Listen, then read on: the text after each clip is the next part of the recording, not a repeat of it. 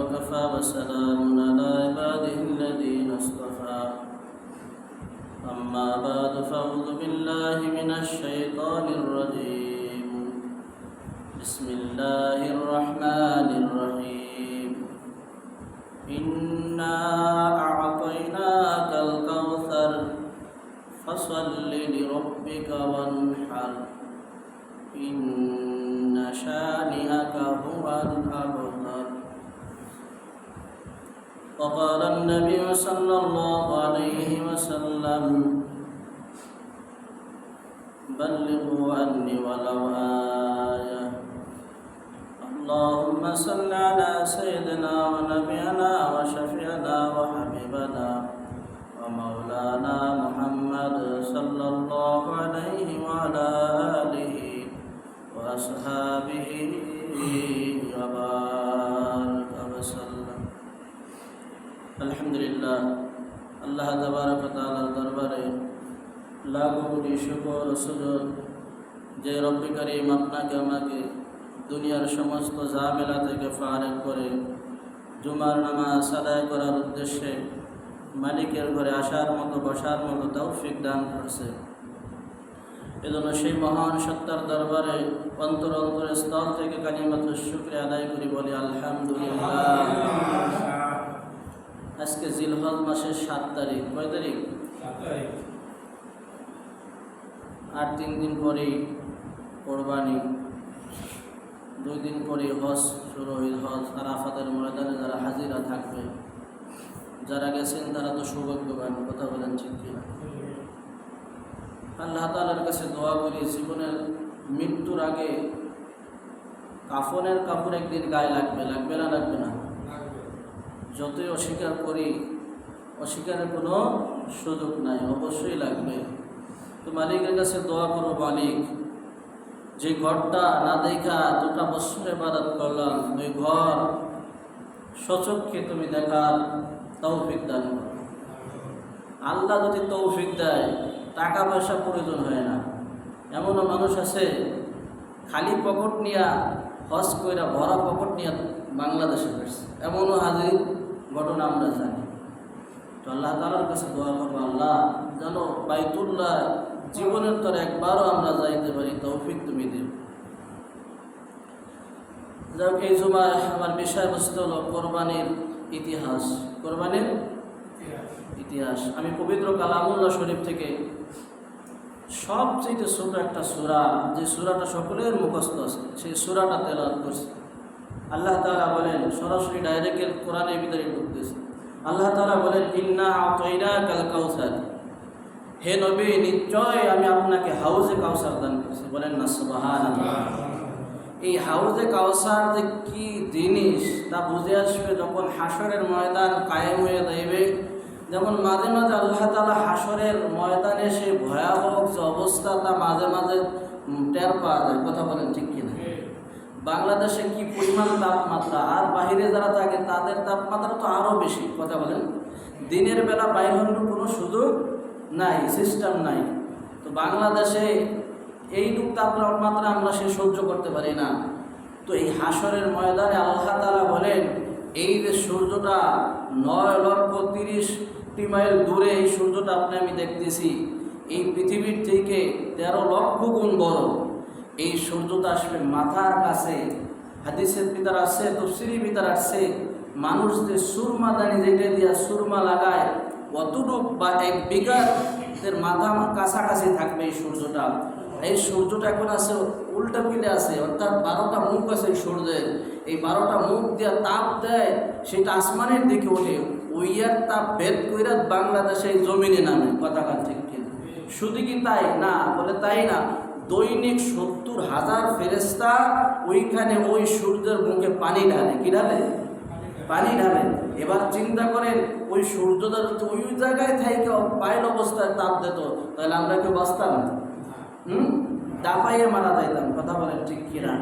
এই সূর্যটা 1 বিঘা মাথার কাছে আসবে, জমিনটা হয়ে যাবে তামা। জমিনটা কি হবে? তামা হয়ে যাবে। শুধু মানুষের জবানে একটা আওয়াজ থাকবে, পানি পানি পানি। কি আওয়াজ থাকবে? শুধু, আর কোনো আওয়াজ নাই, শুধু পানি পানি।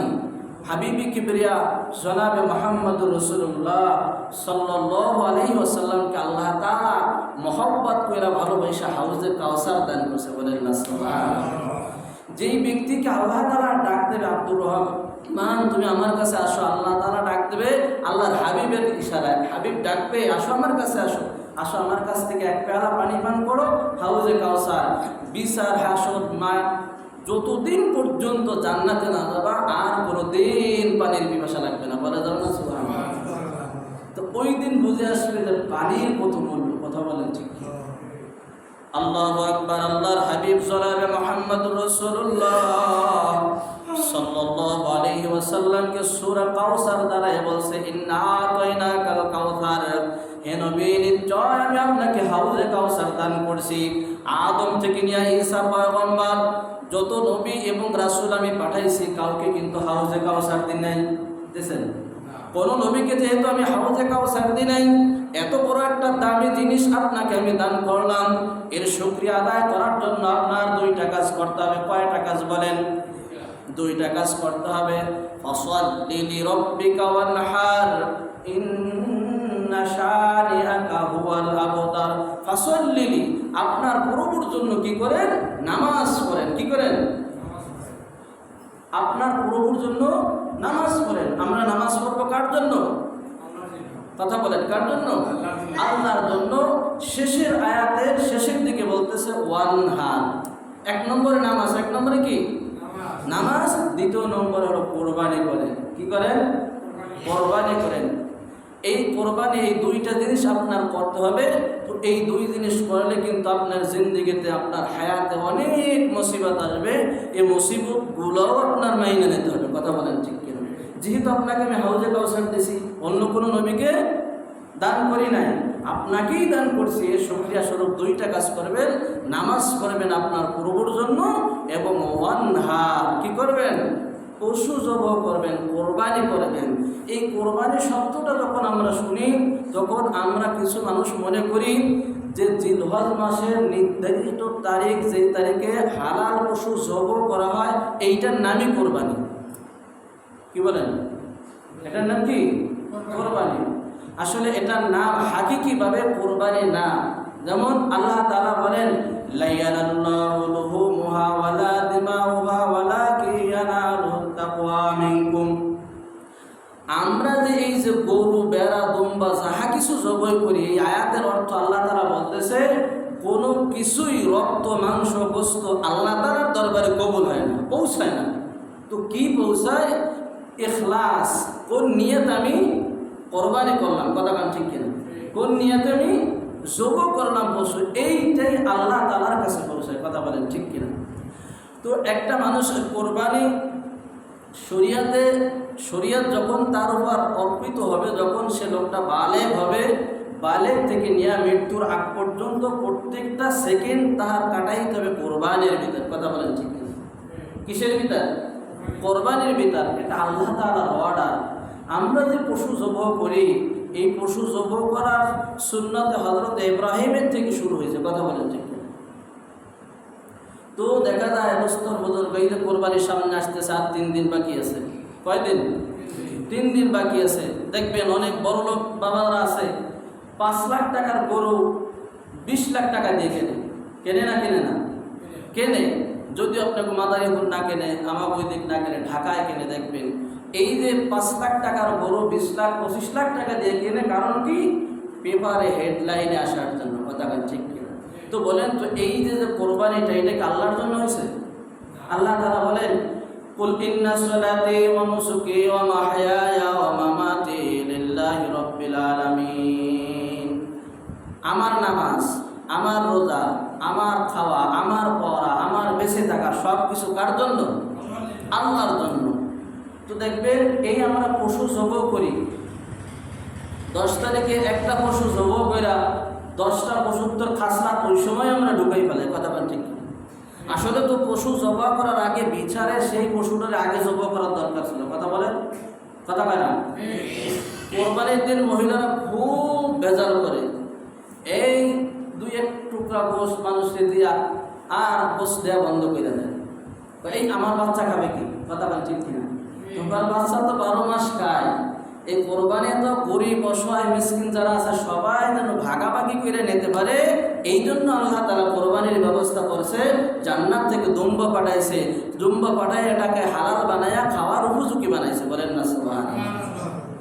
মুসা নবীর কোরবানি যদি আপনার আমার থাকতো তাহলে গোস্ত খাইতে পারতাম?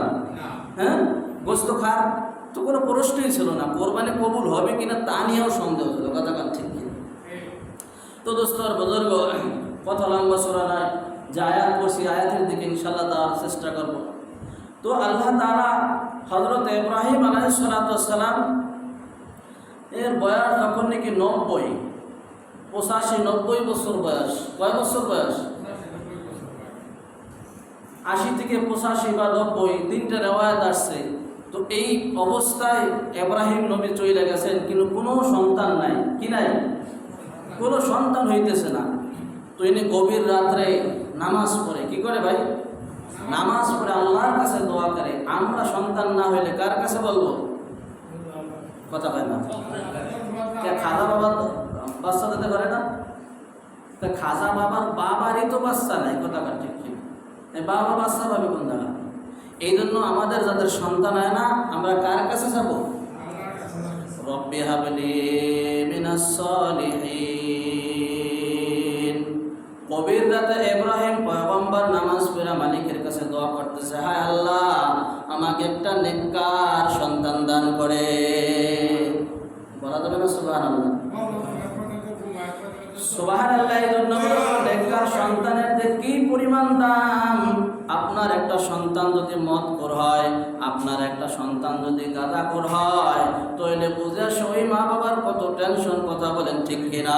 এই বছরে 2 থেকে 3 মাস আগে একটা দেখলাম, খবর দেখলাম, সন্তান গাঁজাখোর, মদখোর। এবার বাবার বয়স 80 থেকে 90 বছর বা 70 বছর আনুমানিক। এই বাবা কি করছে? সন্তান যখন ঘুমাইছে, নিজ হাতে কুড়াল দিয়ে সন্তানেরকে হত্যা করছে। কেন হত্যা করছে? সন্তান এইরকম ভাবে মদ খায়, প্রকাশ্যভাবে মানুষের সাথে খারাপ ব্যবহার করে, বাপ সহ্য না কইরা সন্তানকে হত্যা করছে। কথা বলেন ঠিক কিনা? দেখছেন না? এই জন্য পয়গম্বর ইব্রাহিম দোয়া করছে, রব্বি হাবলি মিনাস সলিহিন। আল্লাহ তাআলা সুসংবাদ জানাইতেছে, ফাবাশশারনাহু বিগুলামিন হালিম। বলেন আল্লাহু আকবার। হে পয়গম্বর, তোমাকে আমি একটা সন্তান দান করব, নেককার সন্তান, যেই সন্তান তোমার কথা শুনবে। বলেন না সুবহানাল্লাহ। নেককার সন্তানের সুসংবাদ কে দিলেন? মালিকের কাছে দোয়া করলেন ইব্রাহিম খলিলুল্লাহ, আর সুসংবাদ আল্লাহ তাআলা জানাই দিলেন, এমন একটা সন্তান আমি তোমাকে দান করব, যেই সন্তানটা ধৈর্যশীলের কাতারে তুমি পাবে। বলেন না সুবহানাল্লাহ। ইব্রাহিম আলাইহিস সালামের বয়স 90 বছর। 90 বছর বয়স একটা পুত্র সন্তান পাইছে। আল্লাহু আকবার। সব সময় শুধু সন্তান, বাহিরে যায়, কাজে মন বসে না, সব সময় শুধু সন্তান করে। সন্তানের জন্য মায়া মহব্বত দিন দিন বাড়তেছে। বলেন সুবহানাল্লাহ। বাজারে যায়, সব সময় শুধু সন্তানের কথা। আল্লাহ তাআলা ডাক দিয়ে বলতেছে, ইব্রাহিম, তুমি সন্তানের দিকে বেশি মনোমুগ্ধ হইতেছ, সন্তানের জন্য বেশি মহব্বত করতেছ, আমাকে তুমি ভুইলা গেছো নাকি? আল্লাহ না, সন্তান একদিকে, আপনার হুকুম আর একদিকে। আপনার হুকুমের সামনে সব কিছু আমি বিলীন করতে পারবো। আল্লাহ তাআলা বলতেছে, ইব্রাহিম, এই যে কথাটা বললা, এই কথাটা তুমি বাস্তবায়ন করো, পরীক্ষা দাও। এই যে পরীক্ষার সবক শুরু হয়ে গেল। কিসের সবক? পরীক্ষার সবক। তুমি পরীক্ষা দাও, কথাটা যে বললা, কাজ করে আমার প্রমাণ করে দেখাও। আল্লাহ, কি কাজ করতে হবে? তোমার নবজাতক বাচ্চা, তোমার সন্তান আর তোমার স্ত্রী সহ বনবাসে রেখে আসো। কোথায় রেখে আসবে? কথা পায় না। সাল হয়েছে কয় বছরে? 90 বছরের সন্তান পাইছে, ইয়া স্ত্রী সহ জঙ্গলে বালাইতে পারবেন? খলিল কাকা পারবেন? কষ্টের জ্বালায় বুকটা ফাইটা যায়। যেহেতু আল্লাহর সিদ্ধান্ত, মালিকের সিদ্ধান্ত আমার পালন করতে হবে। কথা বলেন ঠিক কিনা? নবজাতক বাচ্চা আম্মা জান হাজেরা আলাইহিস সালাম কি নিয়ে চলছে, যেই জায়গা বর্তমানে মাকামে ইব্রাহিম, ওই জায়গা ছিল জঙ্গল, ঝাড় জঙ্গলে ভরপুর। ওই জায়গায় রাইকা ইব্রাহিম আলাইহিস সালাম তার স্ত্রী এবং সন্তানকে রাইখা আসছে শুধু কয়েকটা খেজুর আর একটু পানি। এই অবস্থায় রাইখা বলতেছে, বিবি এখানে থাকো। স্বামী এখানে থাকবো কেন? আল্লাহর হুকুম হয়ে গেছে, অর্ডার হয়ে গেছে, এই জায়গা থাকতে হবে। কয় স্বামী কতদিন থাকবো? কয় জানি না। কবে আসবেন? আল্লাহর হুকুম হইলে আসবো, হুকুম না হইলে আমি আসবো না। দ্বিতীয় তাফসীরের ভিতর আসছে ইব্রাহিম খলিলুল্লাহর বুকটা ফাইটা যাইতেছে, সন্তানের মায়া আর মহব্বতের কারণে পিছের দিকে তাকাইছে। আল্লাহ তাআলার অর্ডার হয়ে গেছে, খলিল খবরদার পিছের দিকে আর তাকানো যাবে না। কি করা যাবে না? আর তাকানো যাবে না। কি পরীক্ষা, কি কোরবানি! আল্লাহু আকবার। দিন যাইতেছে, মাস যাইতেছে, বছর যাইতেছে। আল্লাহু আকবার। আল্লাহ তাআলা ডাক দিয়ে বলতেছে, ইব্রাহিম তোমার মনের ভিতর কোনো একটু খারাপই লাগে কিনা? লাগছে নাকি? তোমাকে দীর্ঘদিন পর্যন্ত আমি সন্তান স্ত্রী থেকে আলাদা রাখছি, তোমার কি কোনো কষ্ট হইতেছে নাকি? কয় না আল্লাহ, কোনো প্রকার আমার কোনো কষ্ট হয় না, কারণ এটা হলো আমার কোরবানি, এটা আমার করতেই হবে। কথা বলেন ঠিক কিনা? যার ঈমান যত মজবুত, বলেন যার ঈমান যত মজবুত তার পরীক্ষা তত কঠিন। কথা বলেন ঠিক কিনা? আপনার আমার নবীর মতো পরীক্ষা অন্য কোন নবীর হয়েছে? ইব্রাহিমের 120টা পরীক্ষা দিয়েছে। আল্লাহু আকবার। এমনকি নমরুদের আগুনেও ঝাঁপ দিয়ে পড়া লাগছে, এটাও ছিল পরীক্ষা। কথা বলেন ঠিক কিনা? দুনিয়ায় আসবে না, আসার আগের থেকে সংগ্রাম শুরু হয়ে গেছে। ইব্রাহিম দুনিয়া আসতে পারবে না। কথা বলেন ঠিক কিনা? 120টা পরীক্ষা দিছে। ও বাবা জিরামের একটা পরীক্ষা যদি আপনার আমার জীবনে আসতো, এই ঈমান হারাইয়া বেঈমান হয়ে কবরে যাইতাম। কথা বলেন ঠিক কিনা?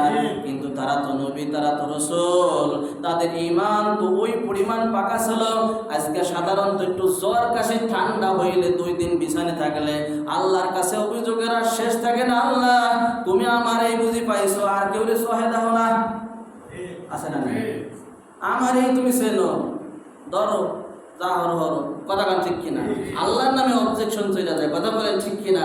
সাহাবীদের ঈমান ছিল এরকম, কোনো বিপদ না আসলে চিন্তায় থাকতো, হায় আল্লাহ, আল্লাহ মনে হয় আমার উপর নারাজ হয়ে গেছে। কথা বলেন ঠিক কিনা? আল্লাহ কি হয়ে গেছে? নারাজ হয়ে গেছে।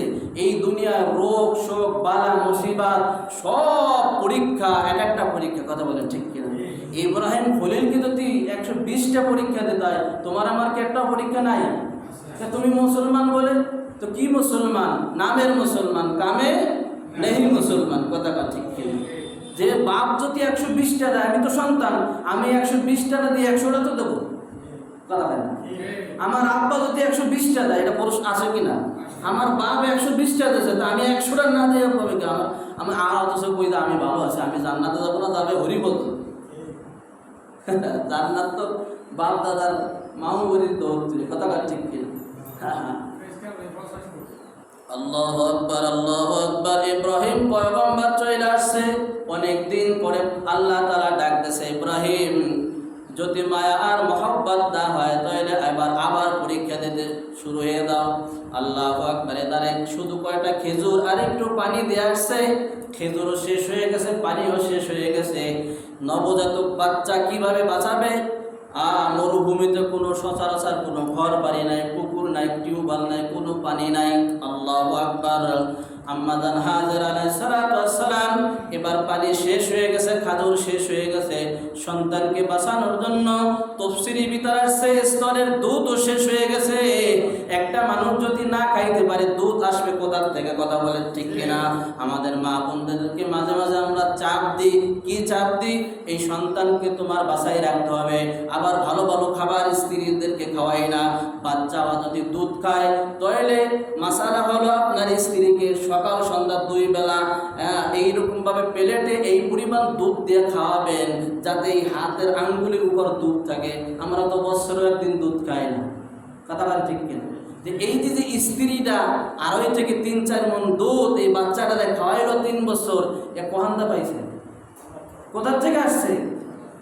সে তুমি না খাইলে সে কোথা থেকে আসবে? কথা বলেন ঠিক কিনা? খাবার যদি না থাকে দুধ আসবে? আপনার গায়েতে সকালবেলা দুধ দেয় 5 কেজি, মনে করেন খলিল কাদার 5 কেজি দুধ দেয়। আজকে রাত্রে সারাদিন যদি ঘাস কুটা কিচ্ছু না খাওয়ায়, ওরা রোজা রাখায়, সকালবেলা 6 কেজি দেবে। হ্যাঁ, 1 কেজি লাত্তি, কতটা লাত্তি দেবো আমার দ্বারে? কথা বলেন ঠিক কিনা? লাত্তি দিয়ে বাতি ধরাই দেবে। খাস নাই, এবার দুধ দিতে আল্লাহু আকবার। আম্মাজানের স্তনে কোনো দুধ নাই। তাফসীরের ভিতরে আছে এবার বাচ্চাকে বাঁচানোর জন্য কত চেষ্টা করেছে। আল্লাহু আকবার। আম্মাজানের আজহাবা জিহ্বাটা তার সন্তানের গালে লাগাই দিয়েছে। আল্লাহু আকবার। এক সময় জিহ্বা চাটতে চাটতে জিহ্বার পানিও শুকিয়ে গেছে, সন্তানকে বাঁচাইতে পারতেছেন। আল্লাহু আকবার। মাকামে ইব্রাহিম জায়গা এই জায়গায় আল্লাহু আকবার দুই সাইডে দুইটা পাহাড় আছে, একটা হলো সাফা পাহাড়, একটা হলো মারওয়া পাহাড়। এই দুইটা পাহাড়ের মাঝখানে একটু ঢালু জায়গা আছে। হাজী ভাইরা যারা নগদে যারা হজে গেছেন তারা তো দেখছেন ওই জায়গা আল্লাহ সবুজ একটা বাতি টানানো আছে। কি আছে বলেন? সবুজ একটা বাতি টানানো আছে। একবার সাফায় যায়, একবার মারওয়ায় যায়। মহিলা মানুষ ওই সময় পাহাড়টা ছিল এইরকম ভাবে পাহাড় ও দুস্তর বুজুর্গ প্রত্যেকটা পাথর ছিল ব্লেডের চাইতে ধারানো। এই মহিলা সন্তানকে বাঁচানোর জন্য একবার সাফায় যায় আর একবার মারওয়ায় যায়, দেখি কোনো মানুষের সন্ধান পাওয়া যায় নাকি। কোনো মানুষ পাইলে আমি তারে ডাক দেবো, আমাকে একটু পানির ব্যবস্থা করো, আমার নবজাতক বাচ্চা দুনিয়া থেকে চলে যাইতেছে, কোনো খাবার পাইতেছে না। আল্লাহু আকবার। মহিলা মানুষ কি করবে? এইরকম ভাবে 60টা চক্কর দিয়েছে। কয়টা চক্কর বলেন? সাফা এবং মারওয়া কয়টা চক্কর?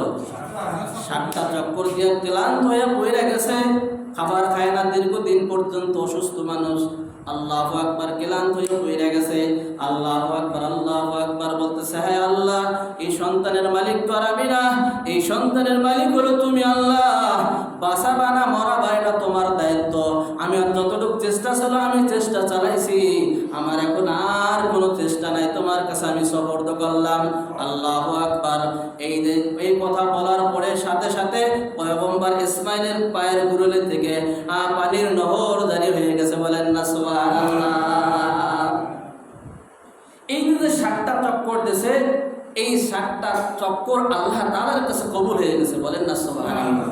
কিয়ামত পর্যন্ত যত হাজী ভাইরা হজে যাবে এই সাফা এবং মারওয়া 7বার দৌড়াইতে হবে। 60টা চক্কর না দিলে মালিক বলে আমি তার হজ আমি কবুল করব না। বলা যাবে কি সুবহানাল্লাহ? আল্লাহু আকবার। 7টা চক্কর শুধু এখন তো কোরবানির সিজন, এখন তো হজের মৌসুম, সেকেন্ডে সেকেন্ডে দৌড়াইতেছে। বলেন না আল্লাহু আকবার। 24 ঘন্টা ওই জায়গা সাফা এবং মারওয়া দৌড়ে চলতেছে। একজন আর দৌড়ে শেষ হয়, অন্যজন আবার অটোমেটিক ঢুকে যায়। ওই এই যে দৌড়ি করছে আল্লাহর খলিলের জন্য, তার সন্তানের জন্য, পয়গম্বর ইসমাইলের জন্য কষ্ট করছে, এইটাও আমি মুহাম্মদী উম্মতের জন্য শরিয়া বানাই দিলাম। বলেন না সুবহানাল্লাহ। 7 চক্কর না দিলে রাজি সাহেব হজ কবুল হবে না। সন্তান বড় হয়ে গেছে। ফালাম্মা বালাগা মা'হু সায়া, সন্তান যখন পরিপূর্ণ বালেগ হয়ে গেল, তাফসীরের ভিতরে আসছে 10 থেকে 12 বছর। 12 বছরটা কোনো জায়গা লেখা নাই। একটা মানুষ 10-12 বছর হইলে মোটামুটি ভার বুদ্ধি হয়, কিছুটা বোঝে। কথা বলেন ঠিক কিনা? ইব্রাহিমকে আল্লাহ তাআলা ডাকতেছে, ইব্রাহিম, সন্তান এবং স্ত্রীর জন্য কি তোমার মায়া লাগে? কয় না, সব থেকে বেশি মহব্বত আর ভালোবাসা আপনার জন্য। বলেন না সুবহানাল্লাহ। যতই বলুক ভালোবাসি, কিন্তু মন তো চায় সন্তানকে দেখতে, চায় কি চায় না? আপনার সন্তান আজকে থাকে ঢাকা, কোথায়? এবছর ঢাকার থেকে আসবে না, নিয়ত করছে চাচা কোরবানি দেবে না। শগুনগুলো এবার ঢাকা, এবার আর কোরবানি দেবে না। গোস্ত খাবে কেন? শগুনগুলো ঢাকা, কোথায়? ঢাকা। এই জন্য উনি কোরবানি দেবে না। চিন্তা করেন। আর কত গরিব অসহায় আর দোয়া করছে, আল্লাহ মাইজা কাকারে তো তুমি সম্পদ দিয়েছো, আল্লাহ মাইজা কাকারে একটু মন দিও। মাইজা কাকা আবার মন তো আবার সে কারণের কায়দা, বোঝেন নাই? কথা বোঝেন না? বোঝেন কারণের কায়দা মন। মাইজা কাকা তো গরু কিনবেই না, নিয়ত করছে। আর এলাকার গরিব অসহায় তো সবাই দোয়া করতেছে, আল্লাহ মাইজা কাকারে বড়টা গরু কেনার মন দিও। কথা কার ঠিক কিনা? আর মাইজা কাকার শগুনগুলো আসবে না আবার ঢাকা, এবার উনি কোরবানি দেবেন। অদস্তর বুজুর্গ ইব্রাহিম, তার আল্লাহ তাআলা হুকুম জারি করছে, যাও ইব্রাহিম, যদি তুমি আমাকে আল্লাহকে বেশি ভালোবাসো তাহলে তোমার সন্তানকে তুমি জবাহ করো। বলেন না সুবহানাল্লাহ। কি পরীক্ষা? কয়টা পরীক্ষা হয়েছিল? 120। এইবারে হলো কঠিন পরীক্ষা। এই পরীক্ষার ইতিহাস এখন শুনাই দেবো। আল্লাহু আকবার। অদস্তর বুজুর্গ এবার ছুরি নিয়ে চলছে, বড় ছুরি, সন্তানকে জবাহ করবে। চিন্তা করেন, চিন্তা করা যায়? এবার চিন্তা করতেছে ইব্রাহিম খলিলুল্লাহ, আমি যেহেতু সন্তান এবং স্ত্রী থেকে অনেক বছর দূরে রয়েছি, এখন আমি যদি যাই হাজেরারে বলি যে আমার সন্তান ইসমাইলকে আল্লাহর হুকুম হয়েছে, আল্লাহ বলছে জবাই দিতে, তুমি কি বলো? মহিলা মানুষ এটা বলা স্বাভাবিক যে আপনি এতদিন পর্যন্ত বিদেশে রয়েছেন, কোনো খোঁজ খবর নেই, আমরা কত কষ্ট করে মানুষ হয়েছি, কথা বলেন ঠিক কিনা? আর এখন আইসেন আমাকেও দায়িত্ব নিতে, আপনার দায়িত্ব নেওয়ার দরকার নাই, এখন আমরা বড় হয়ে গেছি, এখন দরকার নাই। এমন একটা কথা যদি বইলে বলা, যখন ইব্রাহিম তো আল্লাহর হুকুম পালন করতে পারবে না, কথা বলেন ঠিক কিনা?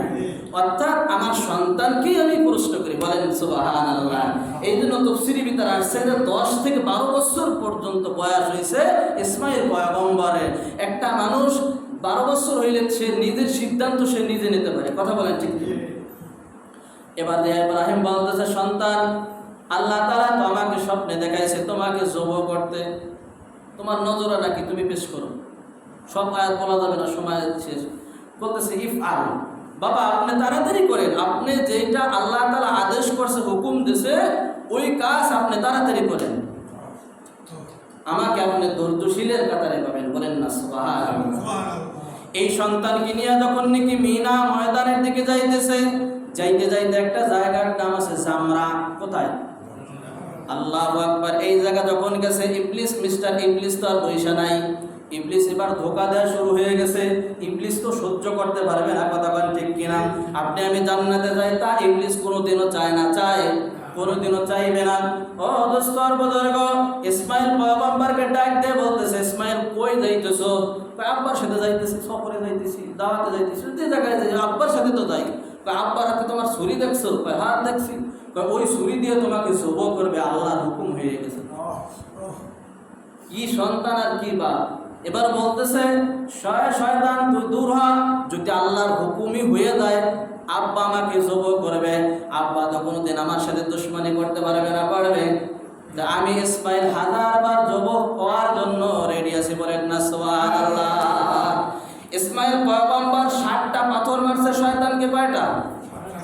এই জন্য কিয়ামত পর্যন্ত সমস্ত আলেমদেরকে আল্লাহু আকবার জামরায় হাজী ভাইরা যারা যাইবে, শয়তানকে 60টা পাথর মারা আল্লাহ তাআলা ওয়াজিব কইরা দিয়েছে, বলে সুবহানাল্লাহ। আল্লাহ তাআলা বলেন, ও হাজী, মক্কা থেকে 4 লাখ 5 লাখ টাকা খরচ করে আসছো হজ করতে, আর শয়তানকে যদি পাথর না মারো তোমার হজ আমি পরিপূর্ণ করব না, বলেন না সুবহানাল্লাহ। চিন্তা করলো মিস্টার ইবলিস, ইসমাইলে তো ধোকা দিতে পারলাম না, দেখি তার মারে ধোকা দেওয়া যায় নাকি। এক মারে তো ধোকা দিয়ে জান্নাত থেকে বের করছি, কথা কান ঠিক কিনা? সে মার নাম কি? সবাই কয় না, হাওয়া, কথা বলেন ঠিক কিনা? আমাদের আম্মা জান। আল্লাহু আকবার। এবার দেখি ধোকা দেওয়া যায় নাকি। মহিলাদের মন থেকে কোমল থাকে, নরম মন থাকে, দেখি যায় একটু ধোকা দেওয়া যায় নাকি। যে বলতেছে তোমার সন্তান কোথায়, তোমার ইসমাইল কোথায়? বাবার সাথে গেছে। কই গেছে? সফরে গেছে বা দাওয়াত খাইতে গেছে, যে জায়গায় যাক বাবার সাথেই তো গেছে, কথা বলেন ঠিক কিনা?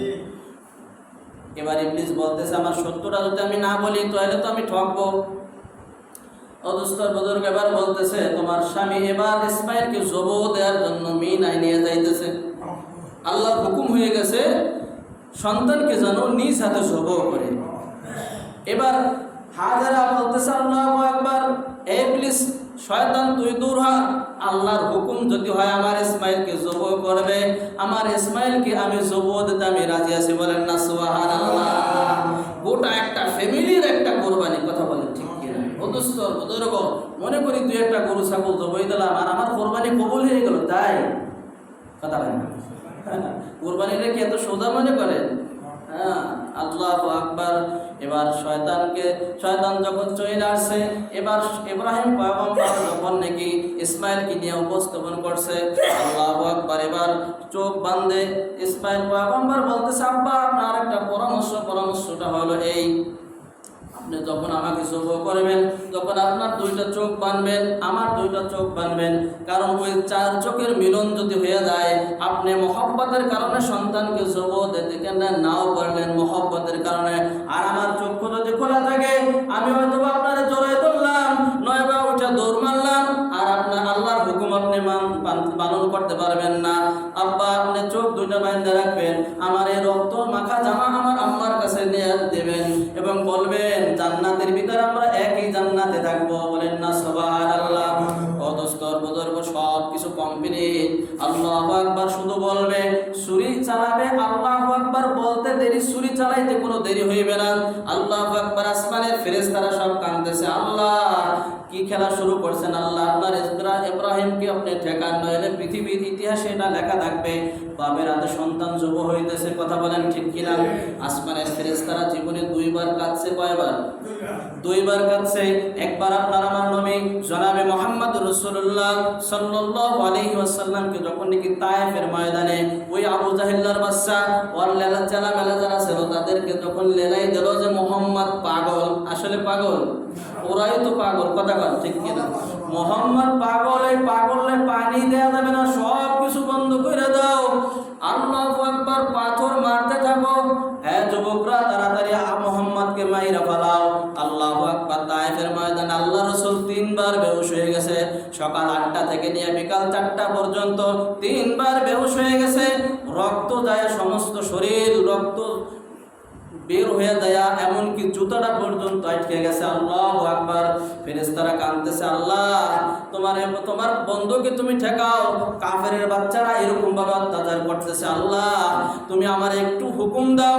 জিবরিল বলতেছে, আল্লাহ আমাকে একটু শক্তি দাও, পাহাড় চাপা দিয়ে সব আমি ধূলিসাৎ কইরা ফেলাই। আল্লাহর পয়গম্বর জনাবে মুহাম্মদ রাসূলুল্লাহ সাল্লাল্লাহু আলাইহি সাল্লামের কাছে আসি, ইয়া রাসূলুল্লাহ, ইয়া হাবিবাল্লাহ, শুধু আপনার ইজাজত চাইতেছি, আপনি শুধু বলবেন তায়েফবাসীদেরকে সব চাপা দিয়া পিসা বলাবো, আপনি শুধু একবার বলেন। কয় না, আমি মুহাম্মদ, এরা চেনে নাই আমি কি জিনিস, এর পরবর্তী জন্মে যারা আসবে এর বাচ্চারা আমাকে চিনবে আমি কি জিনিস। কথা বলেন ঠিক কিনা? এদেরকে মারা যাবে না। আল্লাহ রাসূল তাদের জন্য দোয়া করছে, কোনোদিন বড় দোয়া করেন নাই। কথা বলেন ঠিক কিনা? আর একবার হলো জনাবে মুহাম্মদ, আর একবার ইসমাইল পয়গম্বরকে যখন নাকি ছুরি চালাবে, আল্লাহু আকবার, এই সময় আসমানের ফেরেশতারা কাঁদছিল।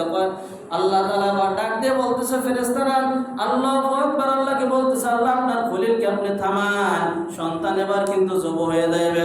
আল্লাহ তাআলা বলেন, ইন্নী আ'লামু মা লা তা'লামুন, হে ফেরেশতারা তোমরা শোনো এবং তোমরা জানা রাখো, আমি আল্লাহ তাআলা যা জানি তোমরা তা জানো না। এই ছুরি দিয়ে পৃথিবী সব দুই টুকরা কইরা ফেলান যাবে, মাগার ইসমাইলের একটা পশমও কাটবে না। বলেন না সুবহানাল্লাহ। বাকি আলোচনা ইনশাআল্লাহ সোমবার আগে ভাগে আসার চেষ্টা করবো তো ইনশাআল্লাহ। গায়ে আল্লাহ তাআলা তৌফিক দান করুন। কি কোরবানি? আল্লাহু আকবার, এইটাকেই বলে কোরবানি। কথা বলেন ঠিক কিনা? আল্লাহ তাআলা যাদেরকে পশু কোরবানি জবাই করার তৌফিক দিয়েছে, আল্লাহ তাআলা যেন সহিভাবে কোরবানি কইরা বুড়ি বসহায় যারা আছে সকলকে যেন কোরবানির অনুষ্ঠানটা আমরা ভাগাভাগি করতে পারে, এই তৌফিক দান করুন।